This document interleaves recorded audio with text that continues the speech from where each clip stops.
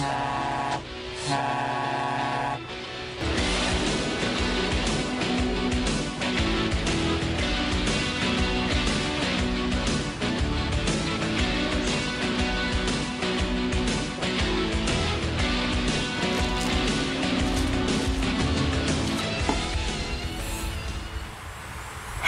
salut les amis!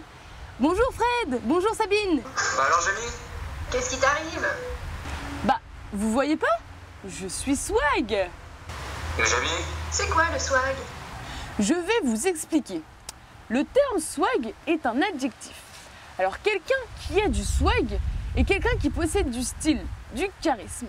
On dit de quelqu'un ou d'un objet qu'il a du swag lorsque son look est apprécié, qu'il suit la mode tout en étant décontracté. Alors, couramment, le terme swag est employé par les jeunes et les rappeurs de nos jours. Pourtant, le mot a une origine bien plus lointaine.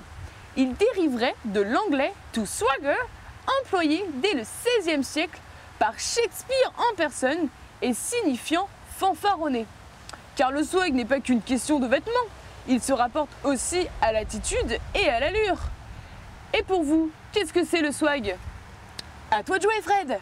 Salut Jamie, je me trouve aujourd'hui dans un établissement scolaire. Je vais réaliser un micro-trottoir afin de savoir ce que les gens pensent du swag. Je vais donc me rendre dans ce hall, interviewer des passants. Je vous dis à tout de suite. Bonjour. Bonjour. Pourriez-vous nous dire pour vous qu'est-ce que le swag? Alors pour moi le swag c'est avant tout un style vestimentaire chez les jeunes, une manière de parler sur les réseaux sociaux ou par exemple wesh ou les trucs du genre. Le quoi? Pour moi, le swag, c'est être habillé de façon un peu bizarre. C'est, je sais pas, un peu style, je fais du rap, mais je suis un gangster, mais je suis une merde, quoi. Le swag, c'est moi. Le swag, c'est vous? Merci. Merci Fred! Maintenant, on va retrouver Sabine qui a rencontré un professionnel du swag à l'IPRS, l'Institut professionnel de recherche sur le swag, pour en savoir un peu plus sur ce phénomène. Allez, on y va! Donc je suis avec Madame Olivier, sociologue depuis bientôt 20 ans et spécialisée dans la sociologie des tendances vestimentaires. Alors bonjour Madame Olivier, pouvez-vous nous en dire plus sur le swag ? Alors, le swag, c'est une tendance vestimentaire, comme beaucoup de gens le savent, mais c'est également un mode de vie, une façon de penser. C'est apparu dans les années 2010 chez les jeunes, et plus particulièrement dans la banlieue parisienne, car c'est un look un peu de la rue, on va dire. Maintenant, on appelle ça un look streetwear chic. Les jeunes qui sont swag se placent, on va dire, à un niveau supérieur des jeunes qui ne le sont pas. Ils ont des casquettes à l'envers, des sweats, des baskets dans des couleurs assez flashy pour se faire remarquer et montrer aux autres qu'ils sont swag. Ils ont aussi des coiffures assez spécifiques avec rasées sur les côtés et avec une grosse mèche imposante sur le dessus. Donc le swag, c'est juste une manière de s'habiller? Ah non, non, non, comme je l'ai dit au début, c'est également un mode de vie, une façon d'être. Les jeunes swag se sentent supérieurs aux autres. Donc ils ont une façon de marcher et une façon surtout de parler différente des autres. Ils parlent en disant des mots comme « j'ai le seum »,« je suis hype », ou ils mettent aussi des terminaisons à des mots connus, une terminaison de « hey ».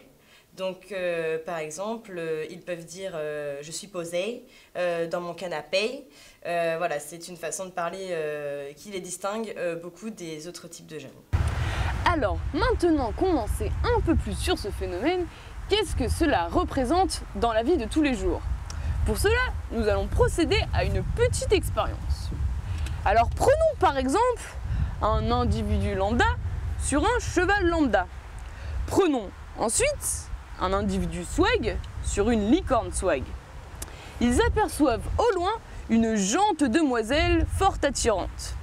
Alors bien sûr, les deux jeunes compères décident d'aller lui parler. Le premier, l'individu lambda, va dire quelque chose du type « Bonjour jeune demoiselle, cela vous dirait-vous d'aller boire un thé chez moi ?»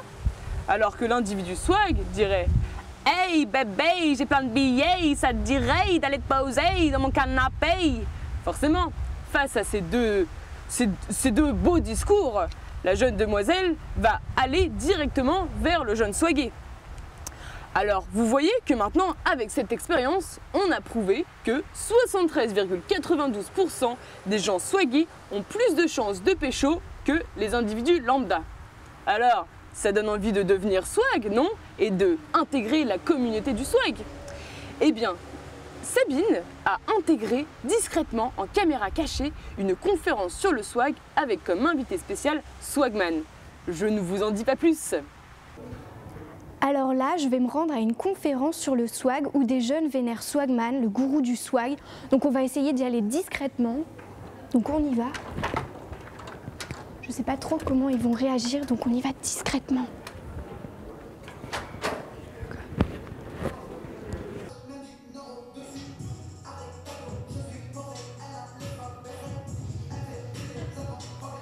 Alors ça y est, nous y sommes. Je n'ai jamais vu autant de monde réuni autour de Swagman. C'est incroyable.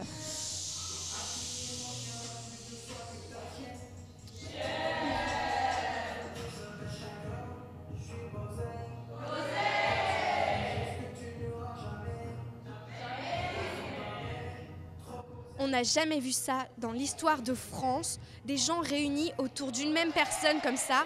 On dirait presque une secte, c'est affolant, regardez-les.